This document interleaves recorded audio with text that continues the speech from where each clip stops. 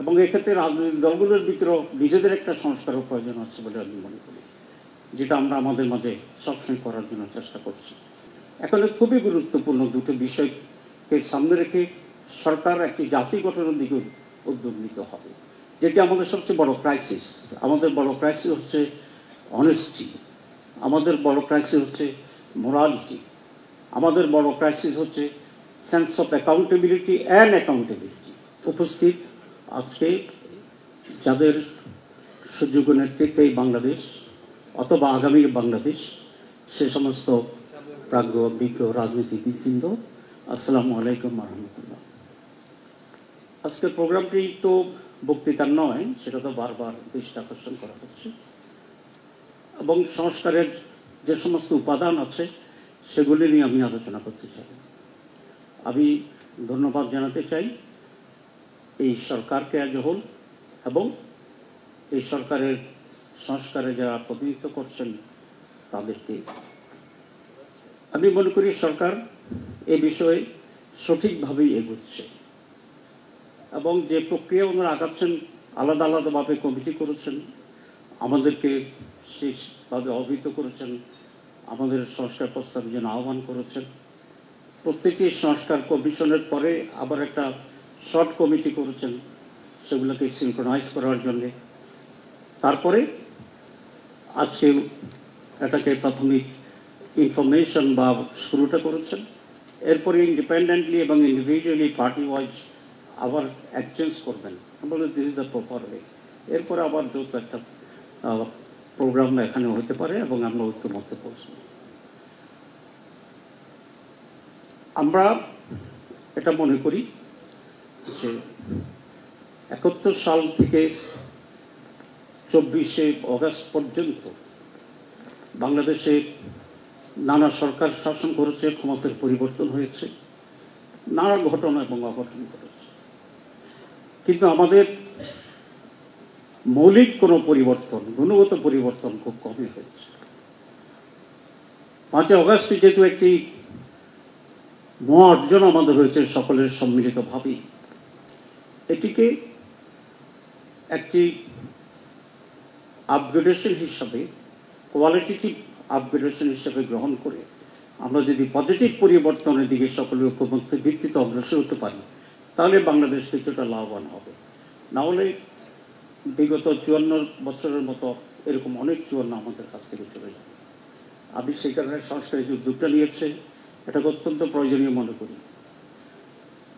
এখন নির্বাচন সংস্কার, জাতীয় নির্বাচন, স্থানীয় নির্বাচনের যে কথাটি আসছে, বাংলাদেশ জামাত ইসলামী শুরু থেকেই খুব স্পষ্ট করে এটা বলেছে যে আমরা কিছু গুরুত্বপূর্ণ সংস্কার প্রয়োজন মনে করি নির্বাচনের আগে, এবং এই প্রয়োজনীয় সংস্কার করার পর যত শীঘ্র সম্ভব নির্বাচন অনুষ্ঠান করা এটা অবশ্যম্ভব। এবং মহামান্য প্রধান উপদেষ্টা বলেছেন নির্বাচন সংস্কার একসাথে চলবে।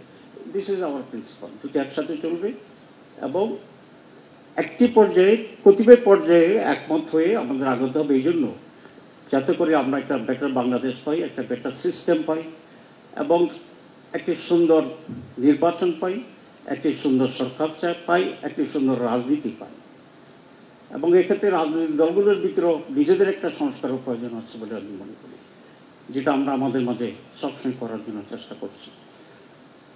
প্রতিটি বিষয় তো আমাদের ভিতরে ঐক্যমত্য আছে, যেমন বাংলাদেশের স্বাধীনতা, সার্বভৌমত্ব; 2 টেকসই গণতন্ত্র; 3 সুষ্ঠু নির্বাচন; 4 দুর্নীতিমুক্ত বাংলাদেশ; 5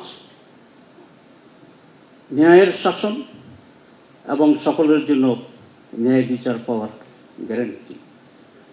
এই প্রতিটি বিষয় যদি আমরা ঐকমত্য পোষণ করতে পারি, এবং দ্বিমত পোষণ করার কোনো সুযোগ আছে আমি মনে করি না, এবং এটাকে টেকসই করা এবং বাস্তবায়ন যেভাবে হতে পারে সে পর্যায়ে যে সমস্ত সংস্কার প্রয়োজন, আমি মনে করি এখন ওই সমস্ত সংস্কারের প্রতি আমরা ঐকমত্য পোষণ করতে পারি। আর বাকি টোটাল যে সমস্ত সংস্কার আছে, ইটস এ কন্টিনিউয়াস প্রসেস এবং ইট মে টেক টাইম। নির্বাচিত সরকার এটাকে যদি নিয়ত সহি থাকে, আমরা যদি সিনসিয়ার হই, তাহলে we can carry on that. এখন খুবই গুরুত্বপূর্ণ দুটো বিষয়কে সামনে রেখে সরকার একটি জাতি গঠনের দিকে উদ্যোগ নিতে হবে, যেটি আমাদের সবচেয়ে বড় ক্রাইসিস। আমাদের বড় ক্রাইসিস হচ্ছে অনেস্টি, আমাদের বড় ক্রাইসিস হচ্ছে মোরালিটি, আমাদের বড় ক্রাইসিস হচ্ছে sense of accountability and accountability. সুতরাং একটি জাতি একটি কালচারের ভিতরে, রাজনীতি, অর্থনীতি, সামাজিক সব কালচারের ভিতরে এ সমস্ত বেসিক ভার্চুসগুলো যাতে কীভাবে আমরা আনতে পারি, এটি সকল রাজনৈতিক দলের দায়িত্ব এবং যারা যখন সরকার থাকে তাদের দায়িত্ব। সেই রকম একটি পরিবর্তিত moral based, education based, honesty based একটা ফরওয়ার্ড গোয়িং নেশন সেন্টিমেন্ট যদি তৈরি করা যায়, তাহলে আমরা আশা করি সময়ের ব্যবধানে বাংলাদেশ সঠিক জায়গায় পৌঁছবে এবং আমরা একটি সুন্দর বাংলাদেশ রেখে পারবো আমাদের নেক্সট জেনারেশনগুলোর জন্য। আমি এই কথা বলেই এই আশাবাদ ব্যক্ত করি এবং যেটাই পজিটিভ তার প্রতি জামাত ইসলামের সমর্থন আছে, এটা খুব ফ্র্যাঙ্কলি এবং ব্ল্যাঙ্কলি বলে। আর যারা 5 আগস্টে সেই 2 আগস্টের বিপ্লবে জীবন দিয়েছেন, রক্ত দিয়েছেন, ত্যাগ করেছেন, তাদের সেই ত্যাগের প্রতি শ্রদ্ধা জানিয়ে আমি আমার বক্তব্য শেষ করছি।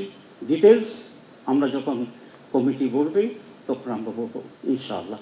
আসসালামু আলাইকুম রহমতুল্লাহ।